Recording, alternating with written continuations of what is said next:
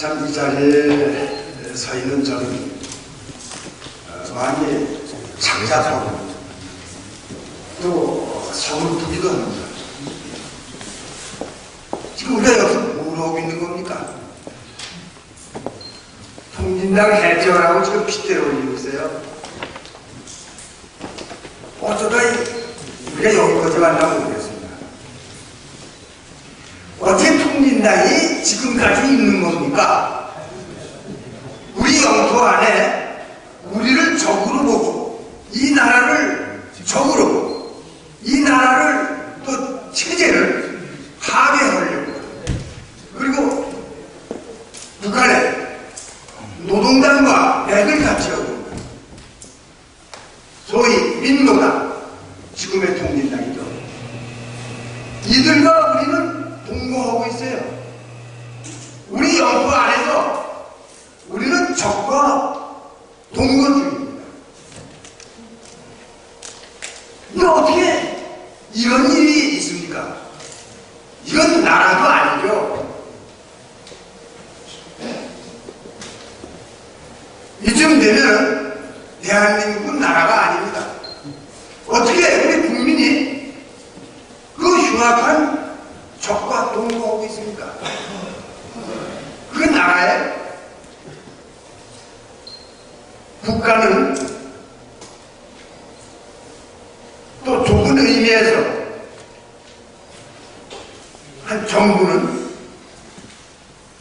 국민의 안전을 지켜주고 국민들이 마음 놓고 생업에 종사하면서 행복을 추구해 나갈 수 있도록 보장해 주는 겁니다.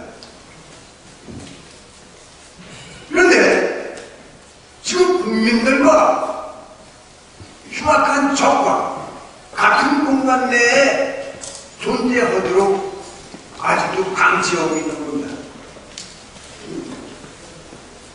이와 비슷한 때가 있었어요. 그때는 우리 정부가 어떻습니까? 이른바 해방공간이죠. 지금과 아주 비슷합니다. 45년 해방되고 나서 우리나라에는 정당이 하나 있었어요. 그것이 조선공산당입니다. 그러니까 해방됐을 때 20년의 역사를 가진 정당은 조선공산당 하나뿐이었어요. 본부가 서울이에요. 그러니까 북한의 김일성도요, 조선공산당의 북조선 군국의 석이었어요. 여기 아래죠. 그리고 서울은 박한영 일당들이 그 공산당이 9월 5일에 인민공화국을 선포했어요.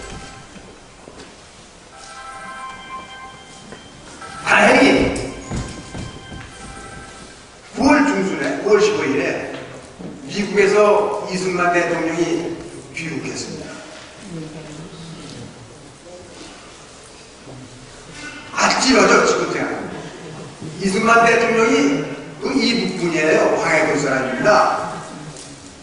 서울로 안 오고 고향 북쪽으로 갔으면 어떡할 뻔했어요. 그래 이 공산당들이 제일 먼저 찾아가지고 이승만 박사한테 이 인민공화국을 이끌어 주십시오. 자리를 비워놨습니다. 그 일을 했어요. 근데 이 박사가 싫다, 안 된다, 거절하고 독립촉성 국민협의회를 만들어서 오히려 반공투쟁을 했죠. 그때 이 박사가 여기 와서 반공투쟁을 해서 서울에 극성스러운 공산당을 제압하지 않았으면요, 3년 후에 48년 8월 15일에 서울은 대한민국이 아니라 인민공화국이 들어섰습니다. 틀림없습니다. 이 박사 덕분에 고생스러운 투쟁을 했지만은 얘도 대한민국이 들어선 거예요. 지금 상황이 그 3년간의 해방 공간하고 아주 비슷해요. 그 다른 점은 뭐냐? 약간의 다른 점이 있죠. 하나는 그때는 이승만이 있었어요. 지금 이승만이 없습니다. 그럼 우익이 없느냐? 있죠. 그런데 몸살이면 가만히 있는 거예요. 그 당시는요, 공산당이 엄청나게 강했어요. 동시에 우익도 강했습니다. 그 해방공간은요, 공산당도 강했지만은 우익이 강했어요. 휘떨지게 싸웠습니다. 저는 그때 어린 국민학교 학생인데요. 사실 그 당시 텔레비가 있습니까? 또 뭐가 있습니까?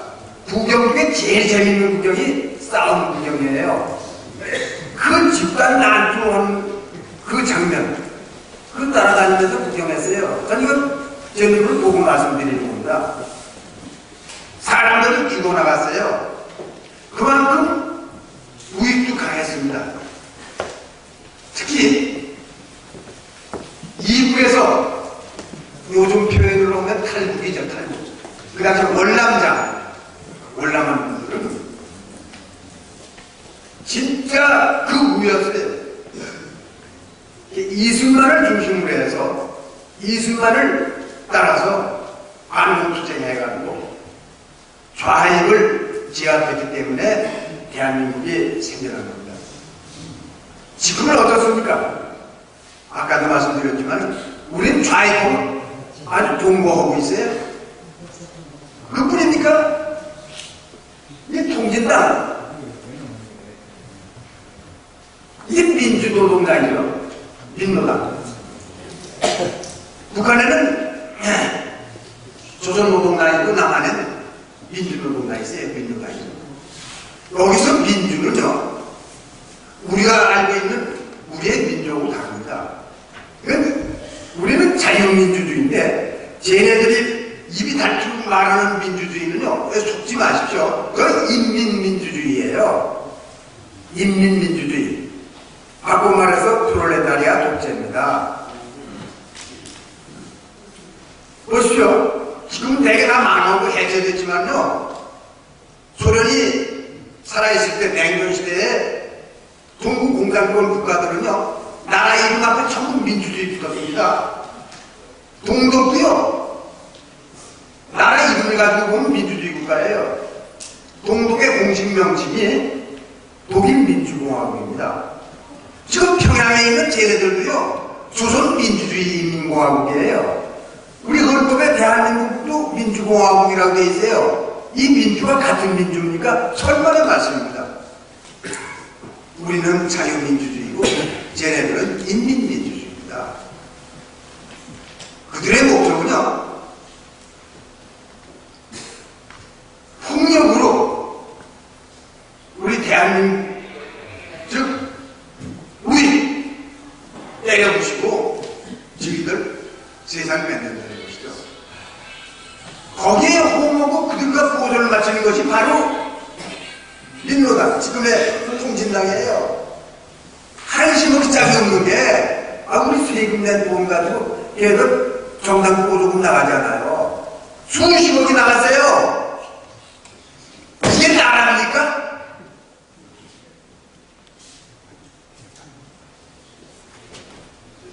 그렇기 때문에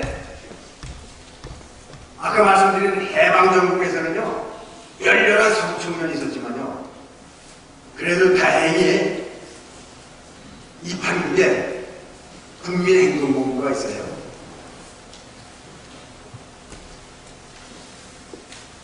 소정갑 본부장이 이끄는 국민행동본부요. 지난 10여 년 좌익 정권 때 여러분들 아시다시피 가장 열렬하게 투쟁했어요. 쟤네들 겁먹었습니다.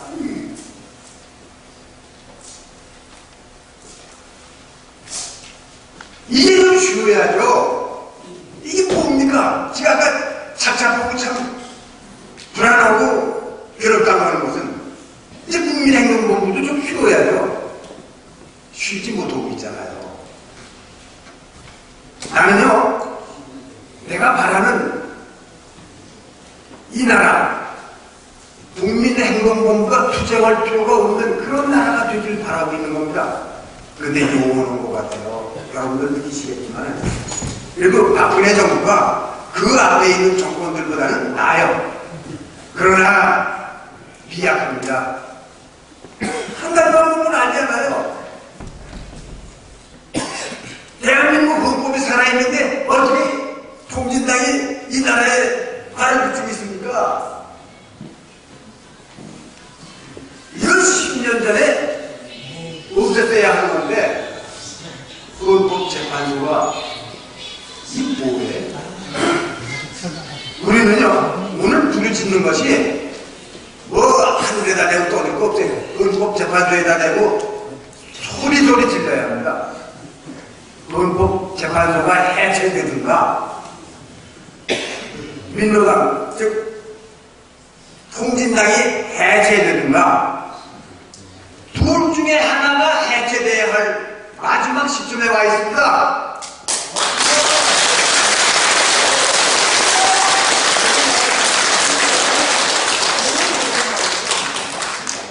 제가 좀 과격한 말씀을 드렸어요. 적이라고 그랬습니다. 적. 이거 쓰기 어려운 얘기예요. 적이라는 무엇입니까? 제가 적에 대한 정의를 내리겠습니다. 적이라는 우리를 적으로 보고 공격하는 자, 이것이 적입니다.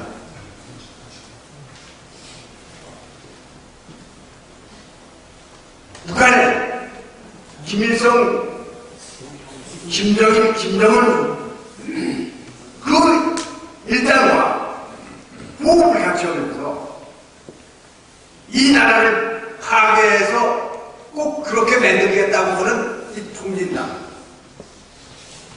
저 아닙니까?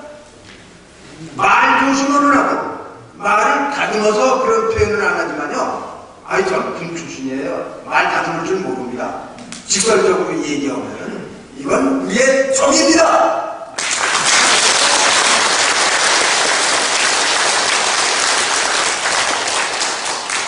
그럼 어떻게 해야 합니까? 답은 간단해요. 없애버려야 되는 거죠. 적으로 없애야 되잖아요. 자, 우리는 이거 없애버립시다. 그래서 통렬하게 공개적으로 한마디 부르짖겠습니다. 통진당이 없어지든가 헌법재판소가 없어지든가 둘 중에 하나 없어지고 하나만 남아라.